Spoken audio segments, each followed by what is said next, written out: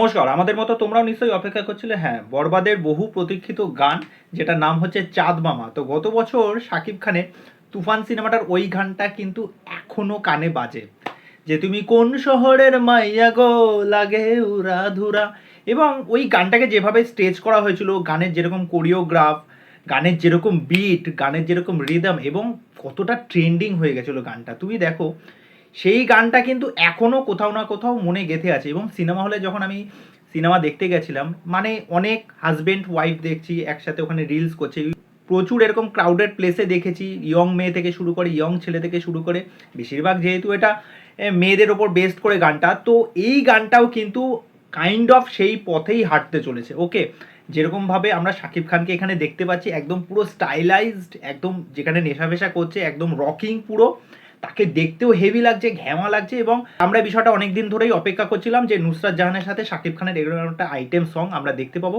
দেখো নুসরাত জাহান দেখতেও তো খুব সুন্দর, আর নুসরাত জাহান মোটামুটি নাচেও কিন্তু ভালো, কিন্তু এবার ব্যাপারটা হচ্ছে আমি যদি কম্প্যারিজনে যাই যে মিমি না নুসরাত জাহান, এই কম্প্যারিজনটা না সত্যি করা যাবে না, কেননা দুইজনেই খুব ভালো ডান্সার। মিমিও খুব সুন্দর এক্সপ্রেশন ছিল উড়াধুরা গানে, নুসরাত জাহানকে শাকিব খানের সাথে আমরা দেখতে পাচ্ছি, সেই গানটাতেও কিন্তু দুজনকেই ব্যাপক লাগছে। এবং এরকম একটা গানই তো চেয়েছিলাম, যেই গানটা কিন্তু প্রত্যেকটা বিট, প্রত্যেকটা রিদম, প্রত্যেকটা তালে তালে একটা মস্তি প্রোভাইড করবে। তো ওভারঅল গানের প্রোমোটা কিন্তু ব্যাপক লাগছে, শাকিব খানকে তো দুর্দান্ত লাগছে, নুসরাত জাহানকেও ব্যাপক লাগছে। এবং আমি এটা মানে দাবি রেখে বলতে পারি এই গানটাও কিন্তু ট্রেন্ডিং হবে, মোটামুটি অনেক মানুষ এই গানটাকে নিয়ে রিলস করবে, এই গানটাও ব্যাপক কিছু হবে।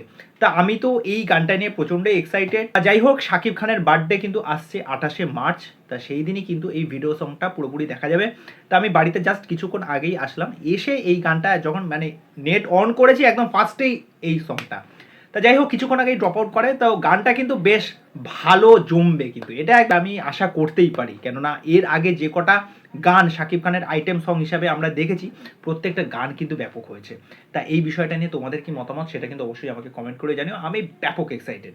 চলো আজকে এখানেই, বাই।